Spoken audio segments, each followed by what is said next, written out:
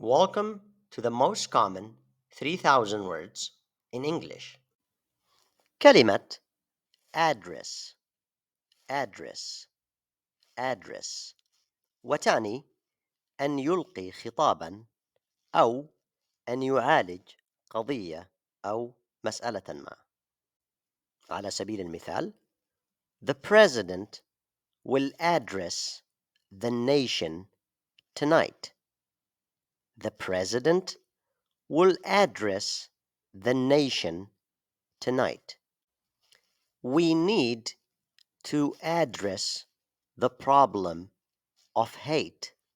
We need to address the problem of hate.